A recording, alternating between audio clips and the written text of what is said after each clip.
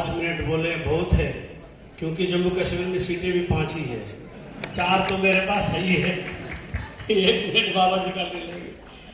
तो मेरा कहने का तात्पर्य यह है, आदमी कहाँ पैदा हुआ, कहाँ रहता है, इसको कोई महत्व नहीं है। दिल में कुछ करने की तमन्ना होना चाहिए, वो कुछ कर गुजरते हैं। जिनके दिल में कुछ करने की तमन्ना होती है वो कुछ कर गुजरते हैं। यदि आपने आपको आप बाबा जी के भक्त मानते हो तो इस बार जो है बेड़ा पार करना जिम्मेदारी आपकी है, बाबा जी की नहीं है। पिछली बार भी बाबा जी को मैंने ही जबरदस्त किया था कि भाई आप खड़े हो जाओ। लोग कहते हैं महात्माओं को राजनीति से क्या लेना देना है। मैं कहता हूं महात्माओं को ही राजनीति से लेना देना है, बाकी को क्या लेना देना है। महात्मा ही एक ऐसे हैं जो समाज का सुख दुख समझ सकते हैं, जो समाज की पीड़ा समझ सकते हैं। मोक्ष तो भोग और मोक्ष दोनों देने की ताकत कोई रखते हैं तो वो महात्मा जी रखते हैं। इसलिए धर्म सत्ता और राज सत्ता यदि सन्यासी मांग रहा है, जिस जगह पर आप बैठे हो, प्रभु रामचंद्र जी ने यहीं पर अपने गुरु से कहा था कि गुरुदेव सन्यासी से बेहतर कोई राजा नहीं हो सकता। देखना रामायण खोल के बोला कि नहीं बोला, वो यही पंचवटी है। सन्यासी से बेहतर कोई राजा नहीं हो सकता और किसान से बेहतर कोई दानी नहीं हो सकता। तो एक सन्यासी ने राजपाट स्वीकार करने की कसम खाई है। वोट अपने बहुमूल्य वोट देके शांतिगिरी बाबा को इस बार विजय बनाना है और वो सारा के सारा श्रेय आपको जाएगा। बाबा जी हमेशा कहते रहे कि मैं समाज का सेवक हूं, सेवा करने के लिए आया हूं। उनको अपने संध्या वंदन पाठ से फुर्सत नहीं है, फिर भी मैं बाबा जी का बहुत बहुत धन्यवाद करता हूं और दंडवत करता हूं कि उन्होंने इस समाज के गंदगी को हटाने का संकल्प लिया है। आपने देखा होगा यदि हम मान लो कांग्रेस के साथ जाते हैं तो कांग्रेस ने अपना नाम ही मिटा लिया, इंडिया गठबंधन बन गया है। उसको वोट देने से हमारा वोट व्यर्थ चला जाएगा। तो जितने लोग यहाँ पर आए, संकल्प लो कि हम जब तक न्यूनतम चल रही है, हम अपनी सांस एक सांस में 10-10 वोटरों को जोड़ने की कसम खाओ। एक सांस लेंगे 10 वोटर जोड़ेंगे, एक सांस लेंगे 10 वोटर जोड़ेंगे। और किसी के टिकट की आशा मत करो, जल्द ही पक्ष हम खड़ा कर देंगे। महाराष्ट्र में भी हम किसी के मोहताज नहीं है।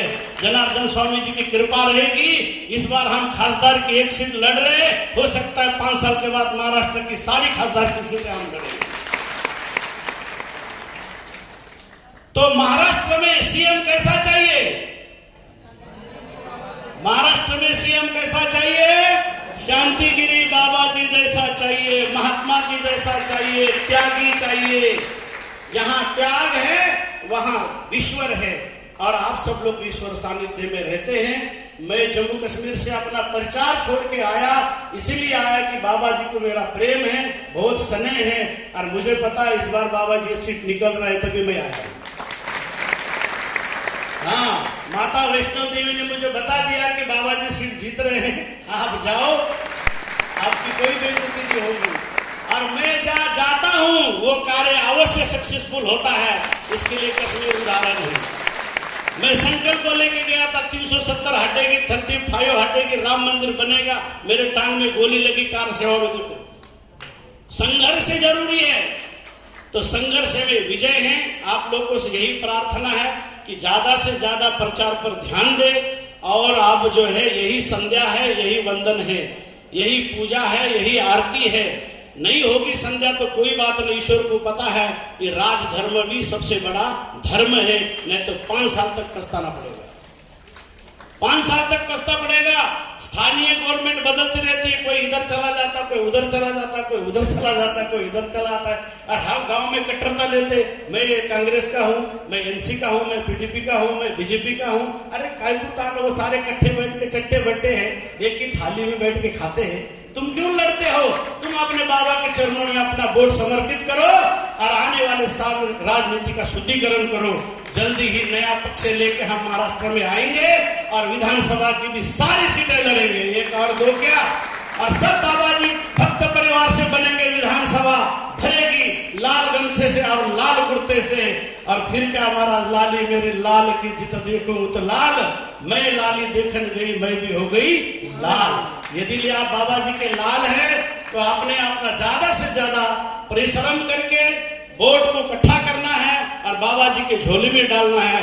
और इस बार बाबा को राजनीति का शुद्धिकरण करने के लिए खड़ा किया है हमने।